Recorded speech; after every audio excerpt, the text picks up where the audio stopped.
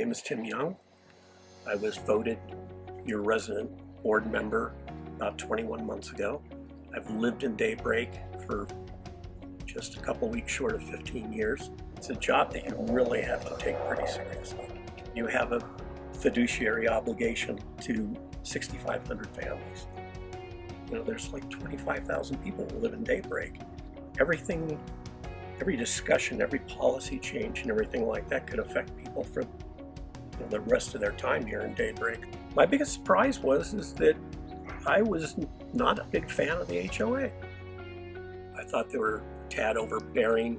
I thought they were kind of tunnel vision on a lot of things. But the one thing I've come to realize in 2 years is what an incredible job they do. You have to understand they're kind of an intermediary between the developer, and then you have the residents who have their opinions, and then you have the HOA kind of stuck in the middle as the intermediary. And I think they do an insanely good job at what they do. They run a very tight ship. If you jump into this thing and become a part of it and realize just exactly what they're doing and how they're going about it and all the processes that take place. I know everybody loves taking a pot shot at the HOA, but I wish they could all see what I see. I can honestly say, after being on for 21 months, they want your input on everything. You're not ignored in the slightest. I know one of the things I questioned coming on was the way the situation currently works is we have 3 board members with voting rights. 2 of those members are developer or developer related. I am the lone resident that has a vote. As you can see, it's a tad lopsided, but I have never felt like my opinion didn't count. We had an issue not that long ago. It was a DRC issue, and I was a dissenting vote. The decisions you're going to make mean something. They have some value, they have some weight. You'll get a packet every month to let you know what the state of the union is here in Daybreak, and it's very specific. I remember the first packet I got, I think it was 158 pages long.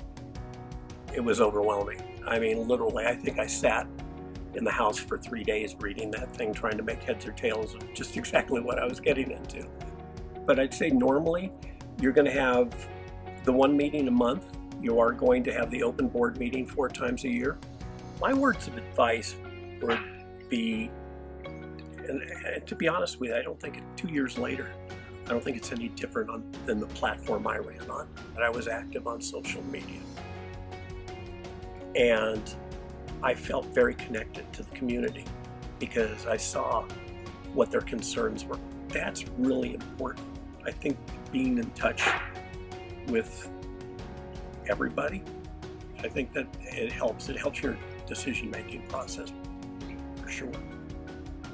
I know I have opinions about certain things, but my opinion's not necessarily the opinion to everybody here in Daybreak. You have to consider every issue from a multitude of different angles. And I think that's the part that makes it really interesting, is that your opinion cannot be your own. I'm casting our vote, not my vote. And then you sit there and you go, okay, well, this is a situation where we have to make it right for everybody.